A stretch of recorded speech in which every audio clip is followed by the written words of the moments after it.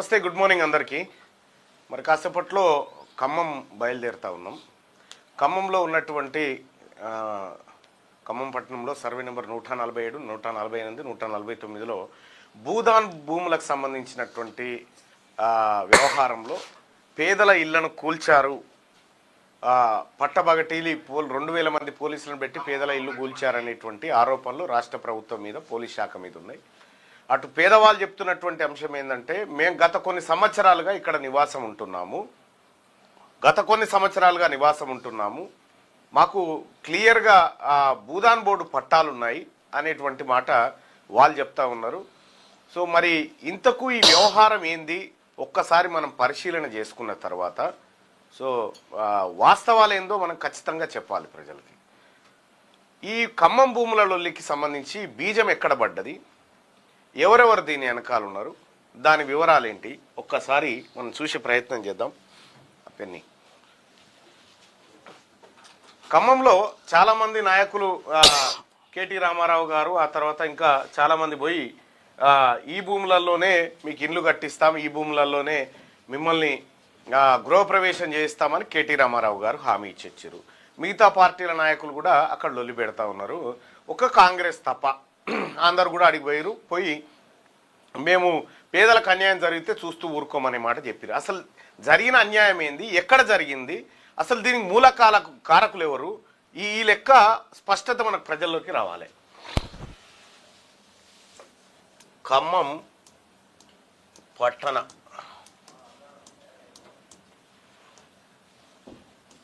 ఇండ్ల కూల్చివేత, వినోబా నగరం ఏదో ఉంది అది భూదాన్ భూములకు సంబంధించి సర్వే నెంబర్ 147, 148, 149 ఈ 3 సర్వే నెంబర్లో దాదాపు 31 ఎకరాల భూమి, 31 ఎకరాల భూమి ఉంది.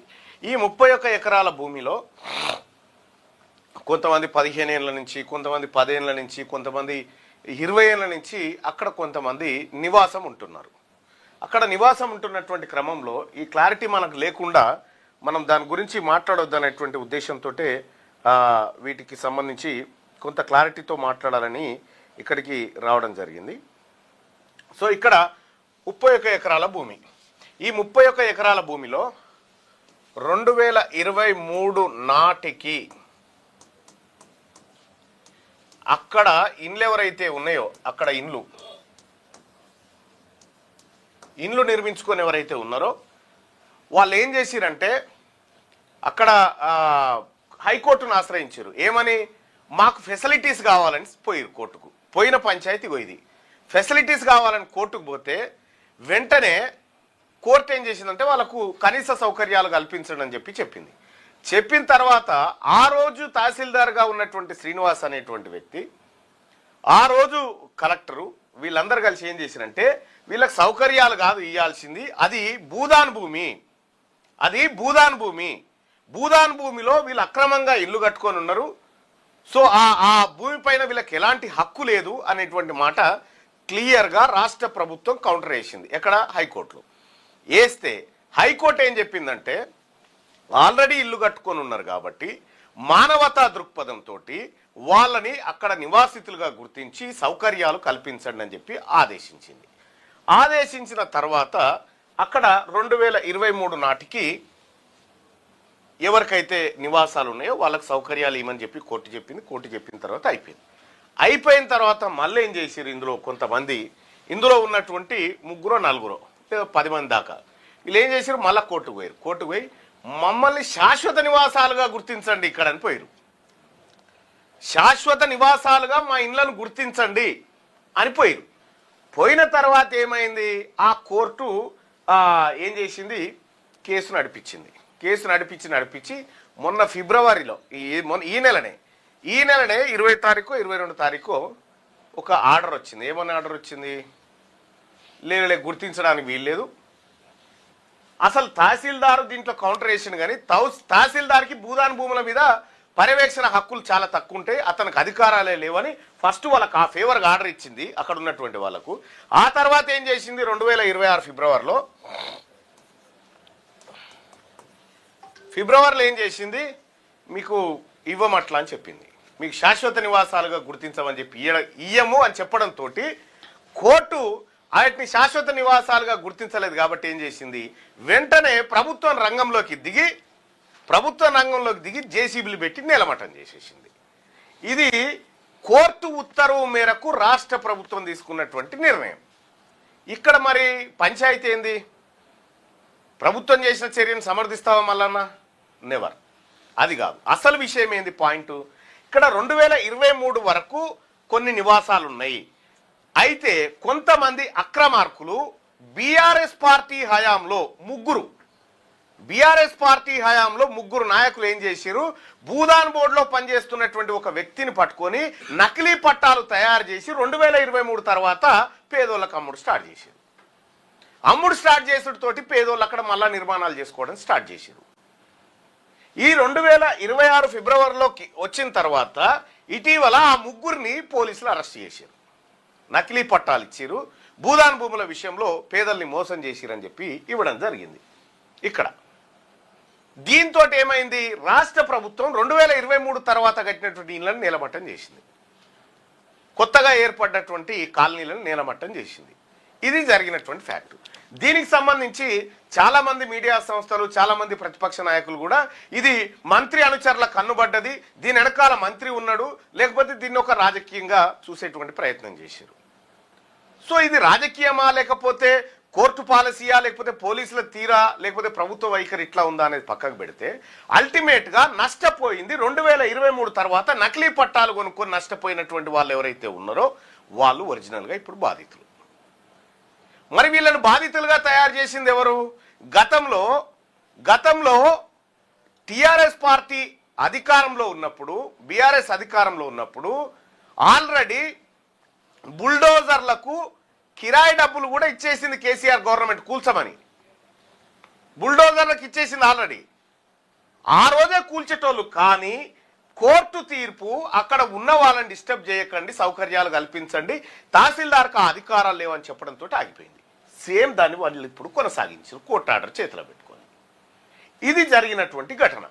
ఇక్కడ మరి ఎవరు దోషి అంటే ఈ పేద వర్గాలకు దొంగ పట్టాలు అమ్మినటువంటి ఎవరైతే ఉన్నారో వాళ్ళు అసలైన దోషులు. ఇక్కడ ఈ స్థలం కలెక్టరేట్కు దగ్గరగా ఉందని, ఈ స్థలంలో నాయకుల ఇండ్లున్నాయని, ఈ స్థలం పైన నాయకుల కళ్ళు పడ్డాయని రకరకాలుగా వాదనలు చెప్పారు. ఎవరెన్ని వాదనలు చేసినా ఫ్యాక్ట్ చెక్ చేసుకోవడం మన బాధ్యత. కాబట్టి జరిగినటువంటి ఘటన ఇది. మరి ఇలా రోడ్డు మీద పడ్డటువంటి కుటుంబాలు ఏవైతే ఉన్నాయో వీళ్ళ పరిస్థితి ఏంది? వీళ్ళ తరఫున తెలంగాణ రాజ్యాధికార పార్టీ పోరాటం చేయబోతుంది. వాళ్ళ ఖమ్మంలోకి పోయేది వాళ్ళ తరఫున. సేమ్ టైము వీళ్ళకు దొంగ పట్టాలు అమ్మినటువంటి వాళ్ళపైన పీడీ యాక్ట్లు పెట్టి లోపటేయాలని డిమాండ్ చేయబోతా ఉంది. వాస్తవాలను పరిశీలించడం కోసం నిజ నిర్ధారణ బృందంగా అక్కడికి పోబోతా ఉన్నాం.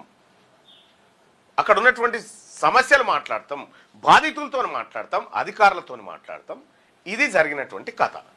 ఇంకా మరి ఖమ్మంలో ఉన్నటువంటి 147, 148, 149 సర్వే నెంబర్లోనే ఇది జరిగిందా ఈ రాష్ట్రంలో? భూదాన్ భూములు ఎన్ని అన్యక్రాంతమైనాయి? ఇటీవల కాలంలో ఐఏఎస్లు, ఐపీఎస్లు కూడా భూదాన్ భూములు కొన్నటువంటి ఘటన హైకోర్టు ముంగటికి వచ్చింది. రంగారెడ్డి జిల్లాలో నాగారం. ఆ వ్యవహారం కూడా ఉంది కదా. మరి దాని సంగతి ఏంది? అసలు భూదాన్ భూములు ఎన్ని? భూదాన్ భూములు పేదలకు పంచిన భూములు ఎన్ని? ఇంకా భూదాన్ దగ్గర ఇంకెన్ని భూములు ఉన్నాయి? అన్యక్రాంతమైన భూములు ఎన్ని? ఇవి ఎవరి చేతిలో ఉన్నాయి? ఇది ఒక ఖమ్మం పేదల కథ కాదు. దీని వెనకాల బడా రాజకీయ నాయకులు, కొంతమంది రెడ్లు ఆడినటువంటి డ్రామా దీని వెనకాల స్పష్టంగా ఉంటుంది. ఈ విషయాన్ని కూడా మనం ఒకసారి పరిశీలించాలి.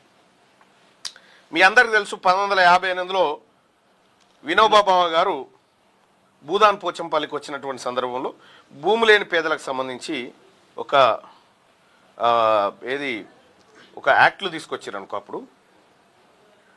సో ఇక్కడ 1950 చట్టం ఉంది. ఆ తర్వాత నిజాం కాలం నాటి తెలంగాణ ప్రాంతంలో ఇది.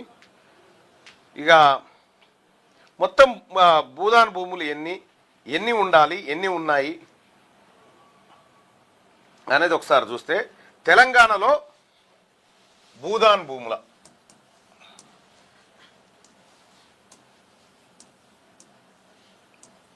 లెక్క, భూదాన్ భూముల లెక్క ఒకసారి మనం చూసుకోవాలి. మొత్తం తెలంగాణలో 1,82,000 ఎకరాలు.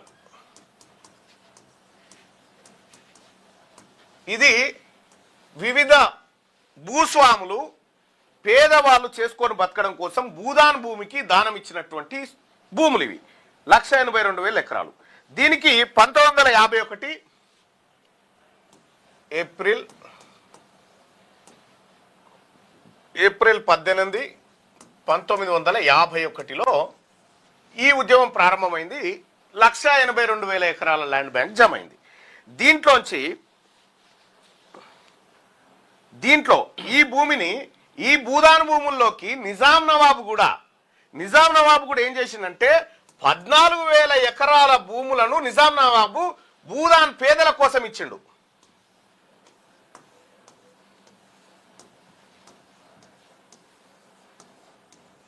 నిజాం భూదాన్ పేదల కోసం ఇచ్చిండు. ఇక ఇవన్నీ పోను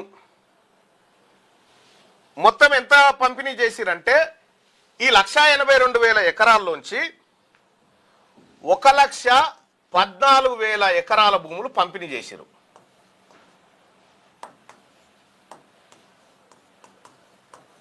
పేదలకు. ఇంకా అసలు పాయింట్ ఇక్కడి నుంచి స్టార్ట్ అవుతుంది చూడండి. 1,14,000 ఎకరాల భూములను పేదలకు పంచడం జరిగింది. ఈ 1,14,000 ఎకరాల్లో అంటే దాదాపు ఒక 68 ఎకరాలు. ప్రస్తుతం భూదాన్ బోర్డు వద్ద ఎంత భూమి మిగిలి ఉండాలి? 68,000 ఎకరాలు. 68,000 ఎకరాలు.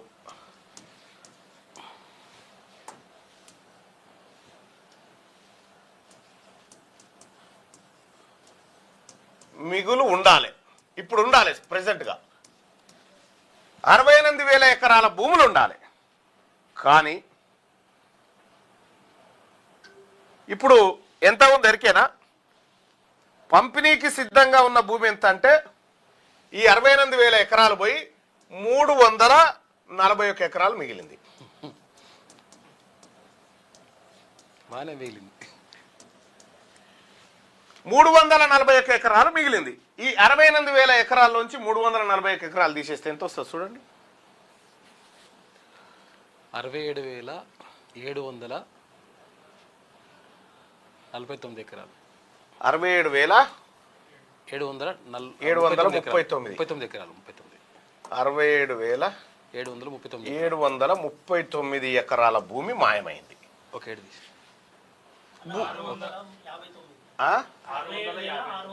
అచ్చా, సారీ, 700 అనుకున్నాను. 600. ఓకే ఓకే, అవును.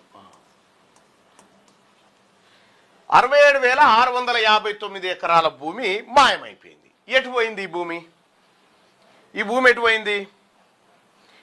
ఎటు పోయిందంటే ఈ భూములన్నీ ఎట్లా మాయమైనాయి అనేది చెప్తే, ఒకటి రంగారెడ్డి జిల్లా మహేశ్వరం,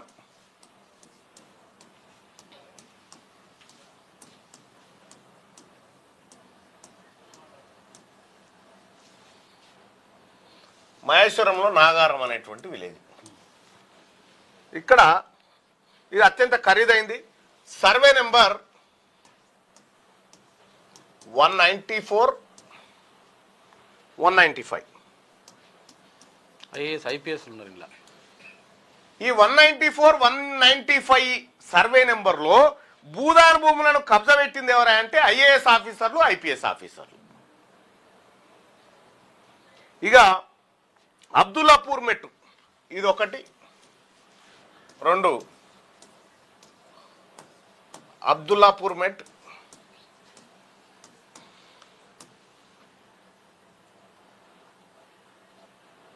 పాపాయిగూడ, కుంట్లూరు పాపాయిగూడ. కుంట్లో అంటే హిమాయత్ కుంట్లూరు పాపాయిగూడలో ఇక్కడ 80 ఎకరాల భూదాన్ భూమి మాయమైంది. 80 ఎకరాలు మాయం. ఇక్కడ గున్నా రాజేందర్ రెడ్డి వేసి పడేసి అనుకుంటా.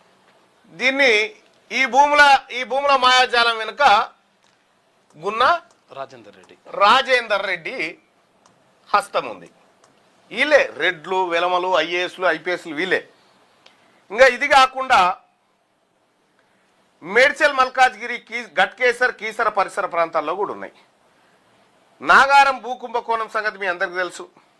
ఐఏఎస్ అధికారుల మీద ఏమేమి వచ్చినాయి మీ అందరికీ తెలుసు.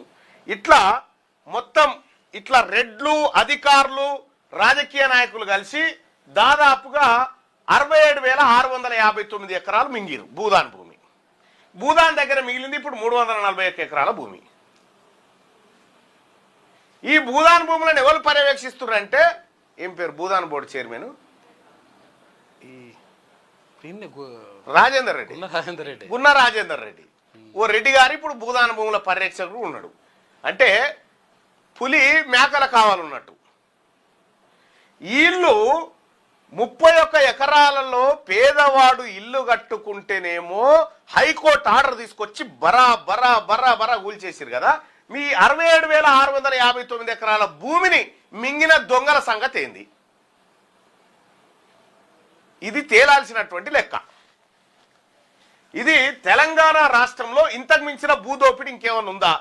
భూదాను భూములను పేదవాళ్లకు చెందాలని అప్పట్లో భూస్వాములు నిజాం నవాబు వీళ్ళందరూ దానం చేస్తే పేదవాళ్ళ కంటే ఎక్కువ ఈ దొంగలు ఎత్తుకొని పోయారు. మరి ఖమ్మంలో ఉన్నటువంటి వినోబాబా నగర్లో ఉన్నటువంటి 31 ఎకరాల భూమి కథ ప్లస్ ఈ నాయకులు ఈ లీడర్ అంతా కొట్టేసిన 67,659 ఎకరాల కథ. ఇందులో ఏ కథ పెద్దది? ప్రజలు మీడియా ఎవరిపైన పోరాటం చేయాలి? ఈ దొంగల పైన పోరాటం చేయాలి. పేదవాళ్లకు ఇల్లు కాపాడుకుంటూనే ఈ దొంగల పైన పోరాటం చేసి చాలా సీరియస్గా వీళ్ళని తరిమి కొట్టాలి అక్కడి నుంచి. సో కాబట్టి అసలు కథ ఇగో ఇది. దీనిపైన ఇవాళ దీని కాకుండా నిజంగా మంత్రుల అనుచరులు మంత్రుల ప్రమేయం ఉందా, లేకపోతే ఆ భూమిని కొట్టేయాలనేటువంటి ఉద్దేశం ఎవరికైనా ఉందా? అసలు ప్రభుత్వ వైఖరేంది? పేదవాళ్ళ ఇంటి నిర్మాణం పట్ల వీళ్ళ ఆలోచన ఏంది? ఇదంతా తేలాల్సినటువంటి అవసరం ఉంది. అందుకోసమే ఇవాళ ఖమ్మం పోబోతా ఉన్నాం. సో ఖమ్మంలో ఈ కథ ఏందో తేలుస్తాం, అక్కడే ప్రజలతో మాట్లాడతాం, ఈ అన్ని విషయాలు ప్రజాక్షేత్రంలోకి తీసుకొస్తాం. భూదాన్ భూములు ఎత్తుకపోయినటువంటి 67,659 ఎకరాల భూముల్ని కబ్జా పెట్టిన దొంగలు ఎవరైతే ఉన్నారో ఈ దొంగల కథ కూడా తేలాల్సినటువంటి అవసరం ఉంది. దానికోసమని ఇవాళ ఖమ్మం పోతా ఉన్నాం. ఇప్పుడు ఖమ్మం పోయిన తర్వాత మిగతా విషయాలన్నింటినీ మీకు ప్రత్యక్ష ప్రసారంలో చూపిస్తాం. రండి సార్, తగలబెట్టండి.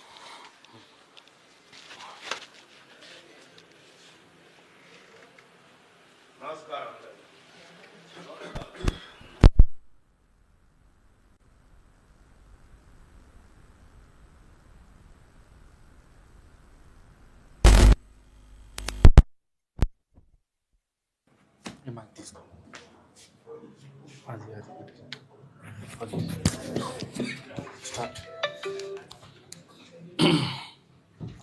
చూసారు కదా కథ ఎట్లున్నదో మొత్తం మీద ఎవరి మీద 67,659 ఎకరాలు ఉండాల్సినటువంటి భూదాన్ భూమి 300 చిల్లర ఎకరాలకు పోయింది. అంటే ఎన్ని వేల ఎకరాలు ఎవరి చేతిలో ఉండదో అర్థం చేసుకోవాలి మనం. దాంట్లో ఇక చూసుకున్నారు కదా ఐఏఎస్ ఐపీఎస్ ఆఫీసర్లు కూడా ఉన్నారు అలా. వాళ్ళు ఏంటంటే ఇప్పుడు మళ్ళీ కోర్టుకు పోయి క్లీన్ చిట్ తెచ్చుకొని అట్లా ఏం లేదు, మేమే మొత్తం మాదే భూమి అట్లా అని చెప్పేసి రెవెన్యూ అధికారులందరూ కూడా వాళ్ళ చేతుల్లోనే ఉంటారు కాబట్టి వాళ్ళకు అనుకూలంగా తీర్పులు ఇప్పించుకొని వాళ్ళకు అనుకూలంగా రాయించుకొని ఈ కథాకమావేశం అంతా కూడా నడుస్తుంటుంది అనమాట. ఇట్లా నడుస్తూ ఉంది. ఇంకా తర్వాత కడిగిన ముత్యం బయటకు వచ్చింది మొత్తం మీద. ఆ విషయం కూడా మనం మాట్లాడుకుందాం. ఇక వార్తల్లోకి వెళ్తే ముందుగా వెలుగుదిన పత్రిక చూద్దాం. మళ్ళీ పడిన స్టాక్ మార్కెట్, ఇన్వెస్టర్లకు 5 లక్షల కోట్ల రూపాయల లాస్ వచ్చిందట. అమెరికా స్టాక్ మార్కెట్లో టెక్ షేర్ల పతనం, అమెరికా ఇరాన్ టెన్షన్ నేపథ్యంలో మన స్టాక్ మార్కెట్లు మరోసారి భారీగా పడిపోయినాయట. ఇన్వెస్టర్లు 5 లక్షల కోట్ల రూపాయలు నష్టపోయారు. 5 లక్షల కోట్లు నష్టపోయారు, 10 లక్షల కోట్ల రూపాయలు లాభపడ్డారు ఇట్లా అని చెప్పి చెప్తుంటారు. కానీ ఏం జరిగింది ఏం కథ అనేది చూసుకుంటే అసలు పేదవాళ్లకు తర్వాతిక అంటే మధ్యతరగతి వాళ్ళకి ఏంది పెద్దగా అర్థం కూడా కాదు. ఇది సెన్సెక్స్ శుక్రవారం 961 పాయింట్లు తగ్గి 81,287 దగ్గర, తర్వాత నిఫ్టీ 318 పాయింట్లు నష్టంతో 25,179 దగ్గర ముగిశాయి. డాలర్తో రూపాయి విలువ 6 పైసలు తగ్గి 90.97 వద్ద సెటిల్ అయిందట. ఇక ఫారెన్ ఇన్స్టిట్యూషనల్ ఇన్వెస్టర్లు నికరంగా 3,466 కోట్ల రూపాయల విలువైన షేర్లను అమ్ముకున్నారు. అమెరికా మార్కెట్లు గురువారం సెషన్లో పడడంతో ఆ ఎఫెక్ట్ గ్లోబల్ మార్కెట్ల పైన కూడా కనిపించిందట. మొత్తం మీద స్టాక్ మార్కెట్లు పడిపోయినాయి. రాజకీయాల్లోకి వస్తే స్వాగతిస్తాం, కానీ ఏదైనా చట్ట పరిధిలోనే చేయాలి. మాజీ మావోయిస్టు నేతలకు సీఎం రేవంత్ రెడ్డి సూచన. నిన్న ముఖ్యమంత్రి రేవంత్ రెడ్డిని ఎవరు మాజీ నక్సలైట్ లొంగిపోయినటువంటి ఎవరైతే నక్సలైట్లు ఉన్నారో ఈ దేవ్జీ కానీ తర్వాత మిగతా నక్సలైట్లు ఎవరైతే ఉన్నారో వాళ్ళందరూ కూడా సెక్రటరియట్కి వెళ్ళి తర్వాత ముఖ్యమంత్రిని కలిసిన తర్వాత మాట్లాడినరు. కొంతమంది రాజకీయాల్లోకి వస్తామని, కొంతమంది ప్రజా సంఘాలలో పనిచేస్తామని చెప్పినప్పుడు మీరు అంటే చట్ట పరిధిలో చట్టానికి లోబడి ఏం చేసినా ఓకే, కానీ చట్టాన్ని అధిగమించితే మాత్రం కరెక్ట్ కాదు. ఒకవేళ దీనికి సంబంధించి ఆ తర్వాత వాళ్ళు ఇంకొకటి ఏం అడిగారంటే ఇక 5 ఎకరాల భూమి ఇవ్వాలి, తర్వాత ₹1 కోటి పరిహారం కూడా ఇవ్వాలి. ఎందుకంటే లొంగిపోయినటువంటి నక్సలైట్లు వాళ్ళు బతకడానికి పునరావాసం కల్పించాలని చెప్పేసి వాళ్ళు రిక్వెస్ట్ చేసిరట. దాన్ని పరిశీలిస్తాం. 5 ఎకరాల భూమి మాత్రం కష్టం, కాకపోతే ఏంటంటే పరిహారం మాత్రం అంటే ప్రయత్నం చేస్తామని చెప్పేసి ముఖ్యమంత్రి చెప్పిండు. దానికి సంబంధించి అసెంబ్లీ సమావేశాల్లో ఈ ప్రకటన చేస్తామని చెప్పి కూడా చెప్పిండు. రివార్డును కోటికి పెంచి 5 ఎకరాల భూమి ఇవ్వాలన్న మాజీ మావోయిస్టులు సహచరులతో చర్చించాకే భవిష్యత్ కార్యాచరణ ప్రకటిస్తామని వెల్లడి. తమపై కేసులు ఎత్తేసేలా కేంద్రంతో మాట్లాడాలని సీఎంకు విజ్ఞప్తి చేసిరు. తమ భూమి తప్ప ఇతర డిమాండ్లను పరిశీలిస్తామని చెప్పేసి సీఎం చెప్పిండట. మీరు ప్రత్యక్ష రాజకీయాల్లోకి వస్తే ప్రభుత్వం తరఫున స్వాగతిస్తాం, కానీ ఏది చేసినా చట్ట పరిధిలో రాజ్యాంగబద్ధంగా చేయండి అని ఇటీవల లొంగిపోయిన మావోయిస్టు అగ్రనేతలకు సీఎం రేవంత్ రెడ్డి సూచించారు. ఇతర రాజకీయ పార్టీల మాదిరిగా ప్రజా సమస్యలు ఏవైనా కూడా తన దృష్టికి తీసుకురావచ్చని వారికి చెప్పారు. సరెండర్ అయిన నక్సల్స్ సాధారణ జీవితం గడిపేందుకు ప్రభుత్వ పరంగా అన్ని విధాలా సహకరిస్తామని, మెరుగైన పునరావాస ప్యాకేజీ అందజేస్తామని హామీ ఇచ్చారు. ఇక ఇటీవల లొంగిపోయిన మావోయిస్టులు అగ్రనేతలతో సీఎం సెక్రటరియట్లో శుక్రవారం సమావేశమయ్యారు. వీరిలో తిప్పెర తిరుపతి అంటే దేవ్జీ, మల్లా రాజిరెడ్డి అంటే సంగ్రామ్, పుల్లూరు ప్రసాదరావు అంటే చంద్రన్న, పోతుల కల్పన సుజాత, బడే చొక్కారావు దామోదర్, నూనె నరసింహారెడ్డి వీరందరూ కూడా ఉన్నారు. వీరు ముఖ్యమంత్రిని కలిసిన తర్వాత మాట్లాడితే చట్టం పరిధిలో ఏమైనా చేసి ఉంటే చేద్దాం, కానీ మీరు దాన్ని చట్టాన్ని చేతిలో తీసుకోవతా అంటే మాత్రం కరెక్ట్ కాదని చెప్పిండట ముఖ్యమంత్రి. జిహెచ్ఎంసీ చట్టం స్థానంలో కోర్ అర్బన్ చట్టం కొత్త చట్టం తీసుకొచ్చిండ్రు. సిటీలోని అన్ని హోటళ్ల కిచెన్లలో సీసీ కెమెరాలు పెట్టాలి. ఎందుకంటే మురిగిపోయినాయి, పాడైపోయినాయి, పాసిపోయినాయి, ఆగమాగం జగన్నాథం అన్నట్టు ఉన్నదంట ఎక్కడ ఈ హోటళ్ళ పరిస్థితి. కాబట్టి సీసీ కెమెరాలు పెట్టాలి. ఈ సీసీ కెమెరాలను ఏం చేయాలి, అక్కడ కమాండ్ కంట్రోల్ సెంటర్కి అనుసంధానం చేయాలి. ఈ అనుసంధానం చేయడం ద్వారా ఏమవుతుంది, ఇక్కడ కుళ్ళిపోయినాయా, పాసిపోయినాయా, లేకపోతే అట్లనే పెట్టినరా, లేకపోతే ఎలకలు పడుతున్నాయా, ముక్కిపోయినాయా, ఇవన్నీ కూడా తెలుస్తుంది. తెలవడం ద్వారా కొంతవరకు క్వాలిటీ మెయింటైన్ చేసేటువంటి అవకాశం ఉంటుందని చెప్పేసి ఒక ప్రతిపాదన తెచ్చిరట. నిజంగా దీన్ని అమలు చేయాలి, మంచిగా ఉంటుంది. వాటిని కమాండ్ కంట్రోల్ సెంటర్కు లింక్ చేయాలి. 50 అంతస్తుల భవనాల్లో ఫైర్ సేఫ్టీపై ఫోకస్ పెడుతున్నట. 50-60 అంతస్తుల భవనం ఉంటుంది. దాని మీద ఇప్పుడు ఒకవేళ ఏదైనా అగ్ని ప్రమాదం జరిగిందనుకో, 50 అంతస్తుల మీదకి నీళ్ళు కొట్టేటట్టు పరిస్థితి ఉండదు, 60 అంతస్తుల మీదకి నీళ్ళు కొట్టేటట్టు పరిస్థితి ఉండదు. మరి ఎట్లా, దానికి ప్రత్యామ్నాయ మార్గం ఎట్లా అని చెప్పేసి దానిపైన కూడా ఆలోచిస్తుందంట. ఇక ఓఆర్ఆర్ లోపలి రోడ్లన్నీ ఎంఏయుడి కిందకు వస్తాయంట. ఇక ఫ్యూచర్ సిటీ ఆఫీసు బిల్డింగ్ను పూర్తి చేయాలి. ఎంఏయుడి సమీక్షలో అధికారులకు సీఎం రేవంత్ రెడ్డి ఆదేశాలు జారీ చేసిండ్రు. ఇగో ఢిల్లీ లిక్కర్ స్కామ్లో కవితకు క్లీన్ చిట్ వచ్చింది. ఢిల్లీ మాజీ సీఎం కేజ్రీవాల్, సిసోడియా సహా మరో 20 మందికి ఊరట. నిందితులందరూ నిర్దోషులేనని తేల్చి చెప్పింది సిబిఐ స్పెషల్ కోర్టు. అయితే రౌస్ అవెన్యూ కోర్టు అయితే మొత్తం కూడా క్లీన్ చిట్ ఇచ్చింది. ఈ నేపథ్యంలో మళ్ళీ అంటే మీరు ఎటువంటి ఆధారాలు లేకుండా, పూర్తి స్థాయిలో ఆధారాలు లేకుండా చెప్పుడు మాటలు విని తర్వాత ఎవరో చేసినటువంటి ఆరోపణల ఆధారంగా మీరు కేసు నమోదు చేసినారు. ఇది కరెక్ట్ కాదు. ఆధారాలు ఉంటే బరాబర్ బయట పెట్టాలి. మీరు ఆధారాలు కరెక్ట్గా చూపించలేకపోయినారు కాబట్టి ఈ కేసును కొట్టేస్తున్నాం, వాళ్ళు నిర్దోషులుగా తీర్పునిస్తున్నామని చెప్పేసి కోర్టు చెప్పింది. మరొక మాట కూడా ఏం చెప్పిందంటే, ఎవరైతే ఇప్పుడు తప్పుడు కేసులు పెట్టేసి ఇప్పుడు అరవింద్ కేజ్రీవాల్ని కానీ, మనీష్ సిసోడియాని కానీ, తర్వాత ఇక్కడ కవితని కానీ వీళ్ళందరినీ కూడా జైల్లో పెట్టిండ్రు. మీరు అట్లా చేసిండ్రు కాబట్టి మీకు ఎందుకు మీ పైన చర్య తీసుకోవద్దో చెప్పాలి, కాబట్టి వాళ్ళపైన కూడా చర్య తీసుకోవాలని చెప్పింది ఇక్కడ కోర్టు. ఈ నేపథ్యంలో సిబిఐ ఏం చేసింది, లేదు మేము చేసింది కరెక్టే, ఎందుకంటే వాళ్ళు తప్పు చేసిండ్రు కాబట్టి ఇరికిండ్రు, తర్వాత మేము కరెక్ట్గానే ముందుకెళ్ళినాం, తర్వాత ఢిల్లీ లిక్కర్ స్కామ్ జరిగింది వాస్తవమే అని చెప్పేసి వాళ్ళు మళ్ళీ హైకోర్టుకి వెళ్తామని చెప్పేసి వాళ్ళు అప్పీల్ చేసుకున్నారు. ఢిల్లీ మాజీ సీఎం కేజ్రీవాల్, సిసోడియా సహా మరో 20 మందికి ఊరట, నిందితులందరూ నిర్దోషులని తేల్చి చెప్పింది సిబిఐ స్పెషల్ కోర్టు. ఇక మొత్తం 598 పేజీల తీర్పును వెలువరించిన జడ్జి జితేంద్ర సింగ్ ఇక సిబిఐ అధికారులు లోపభూయిష్టంగా దర్యాప్తు చేశారని ఆయన వెల్లడించిండు. పుకార్లే ఆధారాలు, నమ్మదగని అప్రూవర్లు అంటూ కీలక కామెంట్స్ చేసిందట. ఇక సౌత్ గ్రూప్ అంటూ వ్యాఖ్యానించడం, అంటే సౌత్ తర్వాత ఇట్లా అంటే దేశాన్ని విభజించినట్టయితే అవుతుందని చెప్పేసి మందలించిన ధర్మాసనం. లిక్కర్ స్కామ్లో సిబిఐ ఆరోపణలు కొట్టివేస్తూ 23 మంది పేర్లు డిశ్చార్జ్ చేసిరట. ఇక సిబిఐపై శాఖాపరమైన చర్యలు తీసుకోవాలని జడ్జి ఆదేశాలు జారీ చేస్తే స్పెషల్ కోర్టు తీర్పును హైకోర్టులో సవాల్ చేసింది ఎవరు, సిబిఐ. ఎందుకంటే వాళ్ళకు దెబ్బ పడుతుంది కదా. దేశవ్యాప్తంగా సంచలనం సృష్టించిన ఢిల్లీ లిక్కర్ స్కామ్ కేసులో CBI special court Rouse Avenue court కీలక తీర్పు వెలువడించింది. ఈ వ్యవహారంలో సిబిఐ దాఖలు చేసిన ఛార్జ్షీట్ను తోసిపుచ్చుతూ జాగృతి అధ్యక్షురాలు కె కవిత A17 ఈమెకు క్లీన్ చిట్ ఇచ్చింది. ఈమెనే కాదు, అసలు యాక్చువల్గా అరవింద్ కేజ్రీవాల్ అందరూ కూడా ఉన్నారు. అలాగే ఢిల్లీ మాజీ సీఎం అరవింద్ కేజ్రీవాల్, మాజీ డిప్యూటీ సీఎం మనీష్ సిసోడియాతో సహా మరో 21 మంది, అంటే A1 నుంచి A23 వరకు మందిపైన దాఖలైనటువంటి అభియోగాలను కోర్టు కొట్టేసింది. సుదీర్ఘ విచారణ అనంతరం శుక్రవారం సిబిఐ స్పెషల్ కోర్టు ప్రత్యేక న్యాయమూర్తి సిసి యాక్ట్ ప్రకారం జితేంద్ర సింగ్ 598 పేజీలతో వివరణాత్మక తీర్పును వెలువరించారు. సిబిఐ దర్యాప్తులో విధానపరమైనటువంటి లోపాలు, రాజ్యాంగ సూత్రాల ఉల్లంఘన, పుకార్లపై ఆధారపడడం లాంటి అంశాలను పరిగణలోకి తీసుకున్నట్లుగా కోర్టు చెప్పింది. మొత్తం మీద క్లీన్ చిట్ ఇచ్చేసింది. ఇక్కడ కడిగిన ముత్యం బయటకు వచ్చింది. ఇలాంటి నిర్దిష్ట సమాచారం, ప్రాథమిక ఆధారాలు లేకుండానే కేజ్రీవాల్, సిసోడియా, కవితతో పాటు ఇతరులను నిందితులుగా సిబిఐ చేర్చింది. కేవలం ఊహాగానాల ఆధారంగా నిర్మించిన ఈ కేసు న్యాయపరంగా అంగీకారయోగ్యం కాదు అని చెప్పేసి. మరి నజ్జనజ్ ఎందుకు చేసిండ్రు, ఫోన్లు నజ్జనజ్ ఎందుకు చేసిండ్రు? ఆ కేసును లేకపోతే ఎందుకు భయపట్టిండ్రు?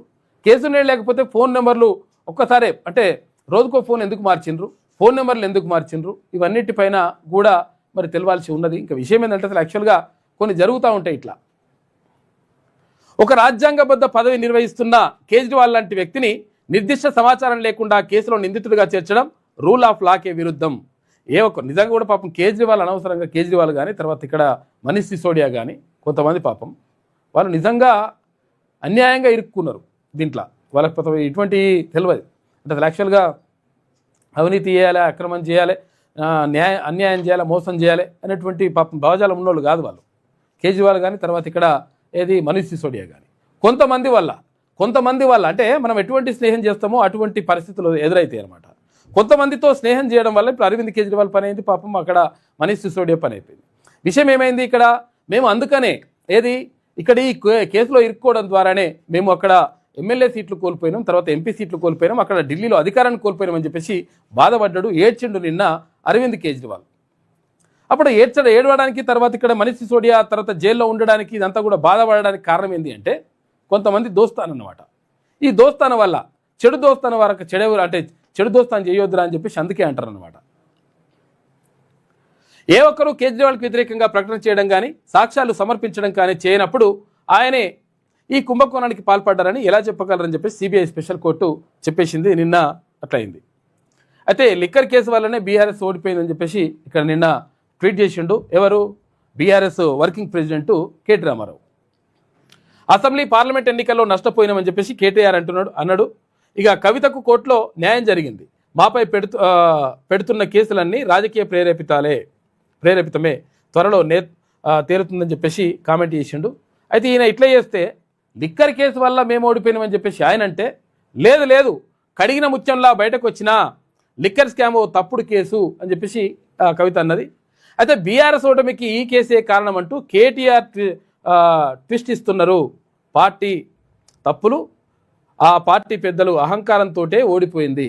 ఏ పార్టీ? BRS party. పార్టీ వాళ్ళ అహంకారంతో ఓడిపోయింది, కానీ ఢిల్లీ లిక్కర్ స్కామ్ తోటి కాదని చెప్పేసి అంటున్నది. కేసును నా మెడకు ఎందుకు వేయాలని చూస్తున్నారు? నేను జైల్లో ఉన్నప్పుడు కేసీఆర్ కేటీఆర్ ఒక్కసారైనా మీడియాతో మాట్లాడినరా అని చెప్పి నిజంగా కూడా మాట్లాడలేరు పాపం. ఎందుకంటే వాళ్ళకి తెలుసు ఏం జరిగిందో, కాబట్టి వాళ్ళు మాట్లాడలేదు. అందుకని నిన్న కవిత మాట్లాడి మొత్తం మీద నన్ను ఇట్లా చేసిండ్రు, అన్యాయం చేసిండ్రు. జై తెలంగాణ, సత్యమేవ జయతే. మేము ముందు నుండి ఏదైతే తెలంగాణ ప్రజలకు చెప్తూ వచ్చామో అదే విధంగా ఇవాళ కోర్టు కంప్లీట్ గా కేసును పక్కకు పెడుతూ అందరినీ కూడా మరి నిర్దోషులుగా విడుదల చేయడం అనేది సంపూర్ణంగా ఈ దేశంలో న్యాయ వ్యవస్థ పైన మేము పెట్టుకున్నటువంటి నమ్మకాన్ని మరి వమ్ము కాకుండా ఇవాళ న్యాయ వ్యవస్థ కాపాడిందని చెప్పి మేము నమ్ముతా ఉన్నాం. ఈ దేశంలో ఏదైతే ఒక పొలిటికల్ వెండెటా నడుస్తోందో దానిలో భాగంగా పెట్టినటువంటి కేసుల నుంచి ఖచ్చితంగా కడిగిన ముత్యంలాగా నేను బయటికి వస్తానని నేను చెప్పడం జరిగింది. మరి అదే చెప్పింది కడిగిన ముత్యం లెక్కనే బయటకు వచ్చింది. దేంతో కడిగిన అనేది మళ్ళీ ఇదిగో పరిశాను, ఏమైనా కడిగాను కానీ కడిగిన ముత్యం లెక్క అయితే బయటపడ్డది. ఇక సత్యమే గెలిచింది, నేను కట్టర్ ఇమాందార్ అని రుజువైంది. నిజంగా కూడా పాపం, నిజంగా కూడా కేజ్రీవాల్ ఇటువంటి అవినీతి అక్రమాలు చేసేటువంటి ఆలోచన లేదు ఆయనకు. అవినీతి రహితంగా ఉండాలని చెప్పేసి పోరాటం చేసిండు. ఎక్కడ అన్నా హజారే ఉంటే అన్నా హజారేతో పాటు ఈయన కూడా పాపం అది ఇవన్నీ కూడా అవినీతి రహితంగా ఉండాలి, దేశం ఉండాలి, తర్వాత ఇవన్నీ కూడా జరగొద్దు అని చెప్పేసి పాపం పోరాటం చేసిండు. అయితే విషయం ఏంటంటే పాపము ఈ దోస్తాన్ చేయబట్టి చెడు దోస్తాన్ చేయకరా చెడపకురా చెడేవు అన్నట్టు చెడు దోస్తాన్ చేసి పాపం ఆగమైండు. అక్కడ అరవింద్ కేజ్రీవాల్ కానీ పాపం మనీష్ సిసోడియా కానీ వాళ్ళకి ఇప్పుడు ఇవన్నీ తెలివాయి. అలా 100 కోట్లు ఏమి ఇచ్చి పడాయిరట వీళ్ళు. ఆ 100 కోట్లు ఇచ్చినటువంటి ఆరోపణలు ఉన్నాయి. ఆ 100 కోట్లు ఇస్తే ఈ 100 కోట్లతోటి మొత్తం ఆగమైపోయింది. నిజంగా చెప్పాలంటే అసలు ఢిల్లీకి ముఖ్యమంత్రి అంటే ఏముంటుంది, మా వ్యవస్థ మామూలుగా ఉంటుంది. ఒక బిల్డింగ్ అమ్మితే 100 కోట్లు కాదు, ఒక బిల్డింగ్ అమ్మితే 1000 కోట్లు వస్తాయి. అంత పెద్ద కథ ఉంటుంది అక్కడ. కానీ పాపము అందులో ఇరికిపోయినరు, బాగా బాధపడ్డాడు, ఏడ్చిండు నిన్న. ఇగో దుఃఖంతో ఉన్నాడు. నేను కట్టర్ ఇమాందార్ అని రుజువైంది. కోర్టు బయట మీడియా ముందు కేజ్రీవాల్ కంటతడి పెట్టుకున్నాడు. ఇక ఆప్ నేతలను వేధించారంటూ భావోద్వేగం, వాటిని మౌనంగా భరించారని చెప్పేసి ఢిల్లీ మాజీ సీఎం అక్కడ అరవింద్ కేజ్రీవాల్ మాట్లాడండి నిన్న. ఇక బడ్జెట్లో బీసీలకు వాటా దక్కే వరకు పోరాటం, నిధుల కేటాయింపులో అన్యాయం చేస్తే సహించేది లేదు అని చెప్పేసి బీసీ నేతలు ఫైర్ అవుతా ఉన్నారు. నిజంగా కూడా బీసీ సంఘాలన్నీ కూడా ఒక్కటైతా ఉన్నాయి, ఒక్కతాటికి పైకి వస్తూ ఉన్నాయి. ఎందుకంటే బీసీలకు చెప్పినటువంటి మాట వేరు, చేస్తున్నటువంటి చేతలు వేరు.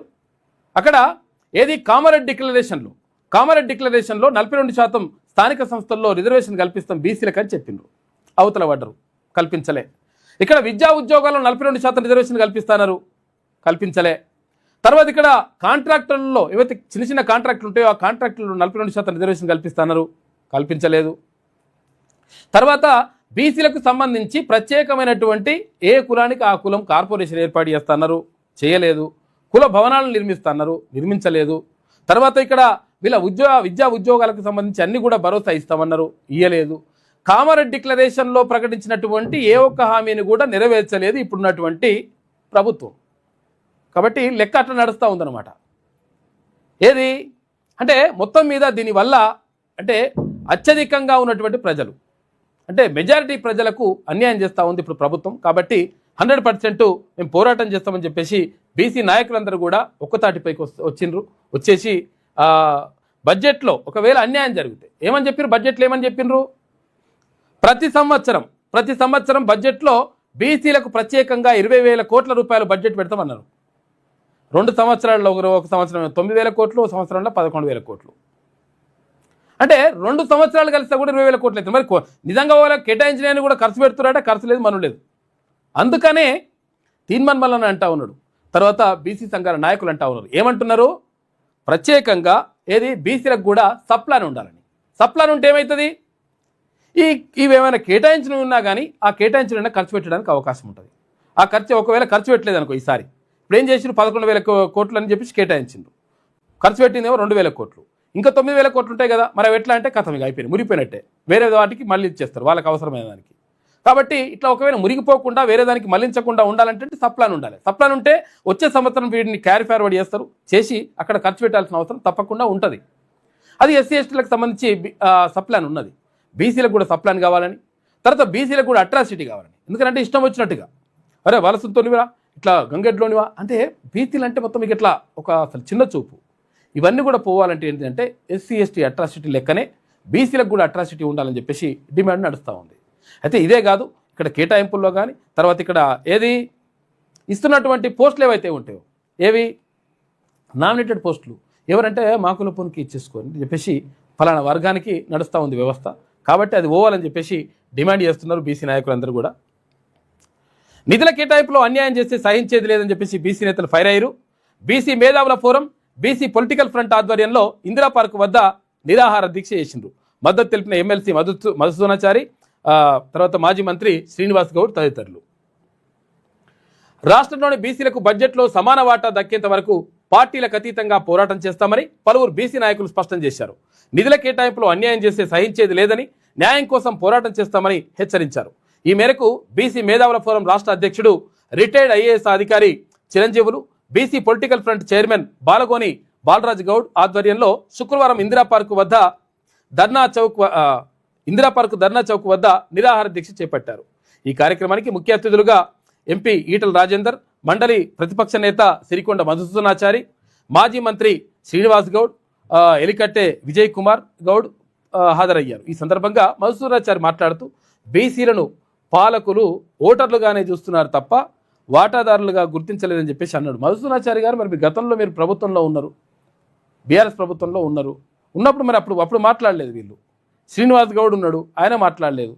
సరే ఏది ఏమైనప్పటికీ మొత్తం మీద ఇప్పుడు ఒక తాటిపైకి వస్తున్నారు. మొత్తం మీద బీసీలకు సంబంధించినటువంటి సోయ వచ్చింది కాబట్టి ఇది ఒక మంచి పరిణామమే. ఈ సందర్భంగా మధుసూదనాచారి మాట్లాడుతూ బీసీలను పాలకులు ఓటర్లుగానే చూస్తున్నారు తప్ప వాటాదారులుగా గుర్తించడం లేదన్నారు. నిధులు విధి విధానాలు లేక కాంగ్రెస్ పాలనలో బీసీ కార్పొరేషన్లు దివాలా తీసినాయని చెప్పేసి చెప్పిండ్రు. అందరూ అన్యాయం చేస్తారు కాబట్టే మరి బీసీ ప్రభుత్వం వస్తేనే బీసీలకు న్యాయం జరుగుతుందని చెప్పేసి తీర్మానం వలన దానికోసమే కొట్లాడుతూ ఉన్నాడు. ఇక ఆఫ్ఘనిస్తాన్పై పాక్ యుద్ధం ప్రకటించిందట. ఎందుకంటే మీరే తన్నుకోరు నాయన, ఇది కరెక్ట్గా ఉంటుంది, మంచిగా లంగలు తన్నుకుంటే మంచిగా ఉంటుంది, బరాబర్ ఉంటుంది లెక్క. వీడు వాడి మీద బాంబేస్తుడు, వాడు వీడి మీద బాంబేస్తుడు. తాలిబాన్లను ప్రోత్సహించిందే పాకిస్తాన్. మళ్ళీ ఇప్పుడు తాలిబాన్లు వచ్చి మా మీద అటాక్ చేస్తున్నారని చెప్పేసి ఇప్పుడు మేము దాని మీద యుద్ధం ప్రకటించిండ్రు. అక్కడ దనినట్టు అయింది మంచిగా. కాబూల్, కాందహార్పై భీకరమైనటువంటి వైమానిక దాడులు, తాలిబాన్ల దాడులకు ప్రతీకారంగా అటాక్ చేస్తున్నట.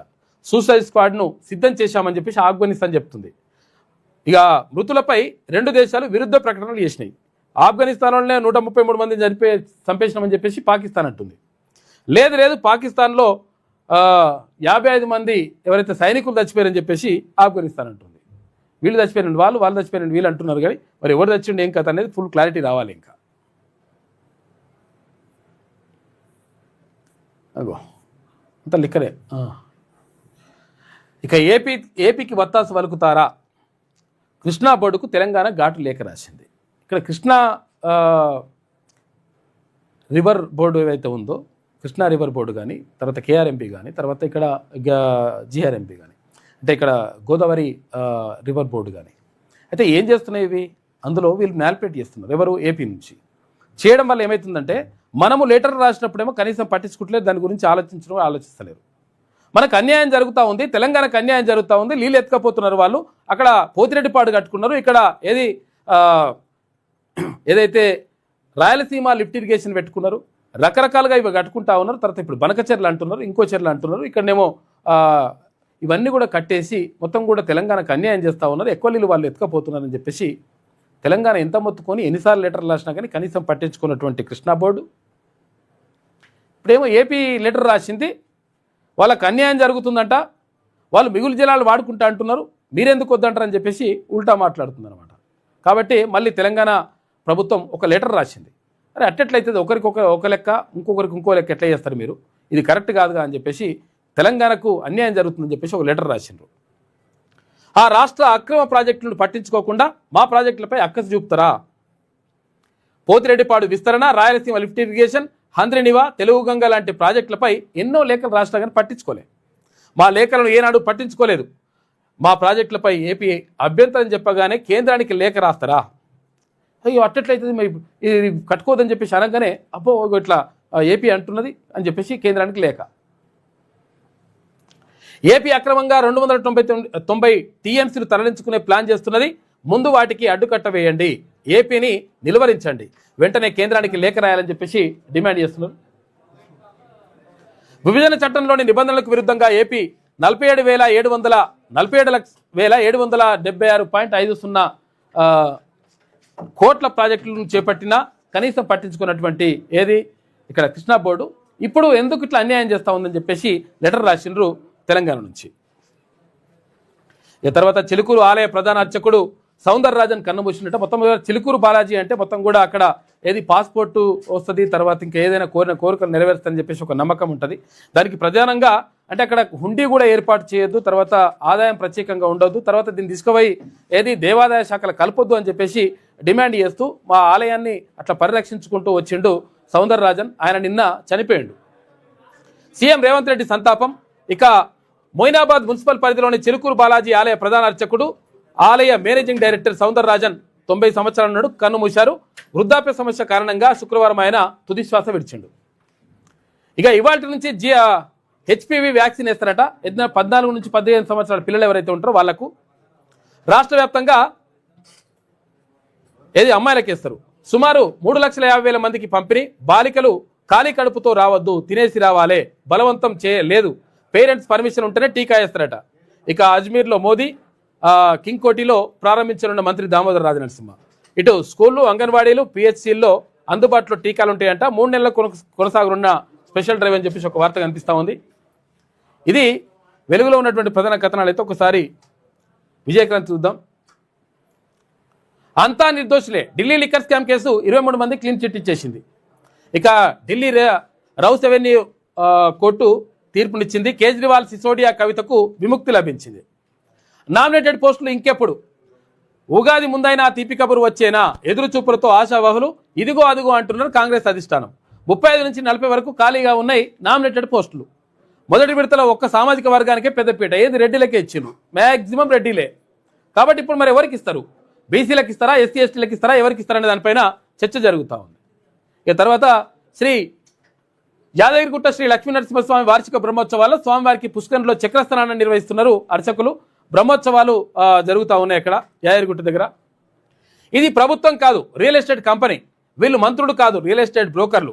గాంధీ కుటుంబానికి 1000 కోట్లు, పేదల ఇల్లు కూల్చి భూములు అమ్మి డబ్బులు అని చెప్పేసి BRS working president KT Ramarao అంటున్నాడు. కడిగిన ముత్యంలా బయటకు వచ్చిన ముత్యం కడిగి బయటకు వచ్చేసింది. ఏంతో కడిగిరో తెలియదు. ఈ కేసు సమయంలో బీఆర్ఎస్ నాకు సపోర్టుగా లేదు, బీజేపీ తప్పుడు ప్రచారాన్ని ఎదుర్కోవడంలో విఫలం, తీరని అవమానం జరిగింది, బీఆర్ఎస్ ఓటమిని నా మెడకు వేస్తారా అని చెప్పేసి జాగృతి అధ్యక్షురాలు కల్వకుంట్ల కవిత అంటుందట. పెండింగ్ బిల్లులకు 745 కోట్ల రూపాయలు, పంచాయతీలకు 389 కోట్లు. డిప్యూటీ సీఎం బట్టి విక్రమార్క ఆదేశాలు జారీ చేసిండు. పెండింగ్ బిల్లులు ఇస్తున్నట. ఇంక చాలా ఇవాళ 1000 కోట్లు ఉన్నాయి. ఏపీ అక్రమ ప్రాజెక్టులను ఆపండి, అనుమతులు లేకుండా కొత్త ప్రాజెక్టులు. అవి 47,776 కోట్లు. అక్రమ ప్రాజెక్టులు రోజుకు 8 టీఎంసీల నీటి మళ్లింపుకు యత్నం. KRMB irrigation ENC Ramesh Babu లేఖ రాసిందట. ఇక పునరావాస ప్యాకేజీ అసెంబ్లీలో ప్రకటిస్తా, మాజీ మావోయిస్టులతోటి సీఎం రేవంత్ రెడ్డి చెప్పిండు. చట్ట పరిధిలో పనిచేసుకుంటే ప్రభుత్వానికి అభ్యంతరం లేదు, ఒకవేళ చట్టానికి మీరు విరుద్ధంగా పనిచేస్తే మాత్రం బాగుండదని చెప్పిండట. వర్షాకాలానికి ముందే ప్రాజెక్టులో పూడికతీత, పనులు సత్వరమే ప్రారంభించాలి, నిధుల ప్రతిపాదనను మంత్రివర్గం ముందు పెడతా. కడెల్లో పూడికతీత పైలట్ ప్రాజెక్టు విజయవంతం. నీటిపారుదల శాఖ మంత్రి ఉత్తమ్ కుమార్ రెడ్డి మాట్లాడిండు. ఇక ఆఫ్ఘనిస్తాన్పై పాక్ దాడికి దిగింది. ఇరు దేశాల సరిహద్దుల వద్ద హోరాహోరీ. కాబూల్, కాందహార్ తర్వాత పక్తియా నగరాలపై పాక్ వైమానిక దాడులు చేసింది. ఇక ఇండ్లను కూర్చడంలో కాంగ్రెస్ పోటీ పడుతుందట. ఏది సీఎం రేవంత్ రెడ్డి పనితీరు మారకపోతే ప్రభుత్వాన్ని ప్రజలే కూల్చేస్తారు. వెలుగుమట్ల ఘటనపై కేంద్ర మంత్రి బండి సంజయ్ మాట్లాడాడు. ఇక బడ్జెట్లో బీసీలకు ప్రత్యేక వాటా కేటాయించాలి, న్యాయం జరిగేంత వరకు పోరాటం చేస్తాం. బీసీ సంఘాల నేతల హెచ్చరిక. బీసీ మేధావుల ఫోరం, బీసీ పొలిటికల్ ఫ్రంట్ ఆధ్వర్యంలో దీక్ష చేస్తా ఉన్నారు. ఇది విజయక్రాంతిలో ఉన్నటువంటి ప్రధాన కథనాలు. అయితే ఒకసారి ఈనాడు చూద్దాం.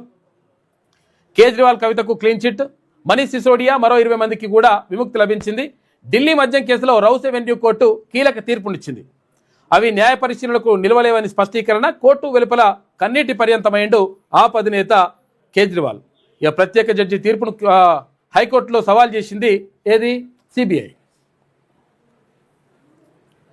మద్యం కేసులో భరాస రాజకీయంగా నష్టపోయింది. కోర్టు తీర్పుతో కవితకు న్యాయం జరిగిందని చెప్పేసి కేటీఆర్ వ్యాఖ్యానిస్తే భరాస ఓటమికి కారణం అహంకారం కాదా, పరాజయాన్ని నామెడలో వేయాలనే తాపత్రయం ఎందుకు? కల్వకుంట్ల కవిత మండిపడ్డది. కోర్టు తీర్పుపై హర్షం వ్యక్తం చేసింది. కేంద్రం సహకరిస్తే రాజకీయ పార్టీగా మారుస్తాం, సాయుధ పోరాటాన్ని విరమిస్తాం, పిఎల్జీఏను రద్దు చేస్తాం, లొంగిపోయిన మావోయిస్టు అగ్రనేతలు వెల్లడి. సచివాలయంలో సీఎంతో భేటీ అయినరు. అమిత్ షా దృష్టికి తీసుకెళ్తానని చెప్పేసి సీఎం చెప్పిండట. ఏ ప్రాతిపదికన నన్ను బాధ్యుని చేశారో చెప్పాలి. జస్టిస్ ఘోష్ కమిషన్ నివేదికపై హైకోర్టుకు నివేదించిన కేసీఆర్ సాక్షిగా పిలిచి దోషిగా అభియోగాలు మోపారని చెప్పేసి పిటిషన్లు రాసిండట. ఆఫ్ఘన్ పాక్లో నెత్తుటేర్లు పరస్పరం భీకర దాడులు చేసుకున్నట పొరుగు దేశాలు. ఇక సీనియర్ ఐఏఎస్ అరవింద్కు సస్పెన్షన్ వేయటం అని చెప్పేసి చెప్తా ఉన్నారు. ఎందుకంటే ఏది ఈ కార్ రేస్ ఉన్నది కదా, ఈ కార్ రేస్లో ఈయన మీద తర్వాత కేటీఆర్ మీద ఉన్న కేసులు. ఫార్ములా ఈ రేస్ కేసు అభియోగాల నేపథ్యంలో ప్రభుత్వం నిర్ణయం తీసుకుంటుంది. ఇది ఈనాడులో ఉన్నటువంటి ప్రధాన కథనాలు. అయితే ఒకసారి ఆంధ్రజ్యోతి చూద్దాం. ఇక ఒబెసిటీకి జీవనశైలితో కళ్ళెం వేయొచ్చు అని చెప్పేసి అక్కడ డాక్టర్ చెప్తున్నాడు. రోజువారీ అలవాట్లు మార్చుకుంటే చక్కటి ఫలితాలు, జన్యుపరంగా వచ్చే స్థూలకాయాన్ని నియంత్రించవచ్చు. ఏఐజీ ఆసుపత్రుల చైర్మన్ డాక్టర్ నాగేశ్వర రెడ్డి వెల్లడి. ఇక 7,000 మందిపై ఏఐజీ ఆసుపత్రి అధ్యయనం చేసిందట. సైంటిఫిక్ రిపోర్ట్స్ జనరల్లో పరిశోధన ఫలితాలు ప్రకటించారు. ఇక మద్యం కేసు మిథ్య అంట కూడా ఉట్టిదేనట. కేజ్రీవాల్, కవిత, సిసోడియా సహా నిందితులందరికీ క్లీన్ చిట్ ఇచ్చేసింది కోర్టు. ఢిల్లీ మద్యం కుంభకోణం కేసులో సిబిఐ ప్రత్యేక కోర్టు సంచలన తీర్పునిచ్చింది. సిబిఐని కడిగి పారేసిన రాజ్ ఎవెన్యూ జడ్జి జితేంద్ర సింగ్. ఈ కేసు దర్యాప్తు మొత్తం తప్పుల తడక, ముందే నిర్ణయించుకొని ఊహల ఆధారంగా కేసు నమోదు చేసిరని చెప్పేసి సీరియస్ అయినట జడ్జి. ఇగో లిక్కర్ కేసులో ఎన్నికల్లో నష్టపోయాం. అసెంబ్లీ పార్లమెంట్ ఎన్నికల్లో బీఆర్ఎస్కు నష్టం. చివరకు కవితకు కోర్టులో న్యాయం జరిగింది. ఈ కేసులాగే మా నేతలపై పెట్టిన ప్రతి కేసు అబద్ధమే. త్వరలోనే ఆ విషయం బయటపడుతుందని చెప్పేసి కేటీఆర్ అంటే, బీఆర్ఎస్ ఓటమికి నా మెడలో వేస్తారా అని చెప్పేసి కవిత అంటుందట. ఎన్నికల్లో పార్టీ ఓడింది అహంకారం వల్లే. ఇండ్లు ఇవ్వలేదు, ఉద్యోగాలు ఇవ్వలేదుగా, వద్దన్నా సరే దోపిడీదారులకు టికెట్లు ఇచ్చారుగా. కేటీఆర్ ఇప్పటికైనా నిజాన్ని అంగీకరించు. నా అరెస్టుకు ముందే అసెంబ్లీ ఎన్నికలు జరిగాయి. మద్యం కేసు అక్రమమని తెలిస్తే నాడు ఎందుకు మాట్లాడలేదు? అప్పుడు ఒంటరిగా వదిలేసి సానుకూల తీర్పు రాగానే సన్నాయి నొక్కులా కడిగిన ముచ్చంలా బయటకొచ్చా. సొంత పార్టీ ఏర్పాటుకు ముందు దేవుడి ఆశీర్వాదం కోర్టు తీర్పు ఉన్నదని చెప్పేసి, దేవుడి ఆశీర్వాదం లెక్క కోర్టు తీర్పు వచ్చిందని చెప్పేసి అంటుంది కవిత. కవిత విషయంలో తప్పు చేశామా? సిబిఐ ప్రత్యేక కోర్టు తీర్పుతో బీఆర్ఎస్లో చర్చ జరుగుతుందట. కవిత పట్ల అప్పట్లో కఠిన వైఖరితో వ్యవహరించిన పార్టీ. జైలుకు ఎందుకు వెళ్ళావు, బీఆర్ఎస్ను ముంచావని చెప్పేసి నిరంజన్ రెడ్డి అంటున్నాడు. ఇక లిక్కర్ రాని అని చెప్పేసి మాధవరం కృష్ణారావు అంటే కేసు కొట్టేయడంతో అంతర్మదనంలో పడ్డారట. యోగి రేవంత్ ఇద్దరిది తీరు ఒక్కటే. యూపీలో మాదిరే తెలంగాణలోనూ బుల్డోజర్తో మసీదులు, దర్గాలు కూల్చుతున్నారు. ముస్లింల విషయంలో బీజేపీ, కాంగ్రెస్ కలుస్తాయి. అందరూ వేషాలు మార్చి మన మధ్యకు వస్తున్నారు. కేసీఆర్ అయినా రేవంత్ అయినా మమ్మల్ని ఇబ్బంది పెట్టేవాళ్ళని చెప్పేసి అక్బరుద్దీన్ ఓవైసీ అంటున్నాడు. ఇక వాణిజ్య ఒప్పందంలో మార్పులు అని చెప్పేసి ఒక వార్త కనిపిస్తూ ఉంది. అమెరికా వాణిజ్య మంత్రి ఆకస్మిక రాక, కేంద్ర మంత్రి పీయూష్ గోయల్తో చర్చలు, అమెరికా సుప్రీంకోర్టు తీర్పు నేపథ్యంలో ఒప్పందంలో మార్పులకు అవకాశం అట.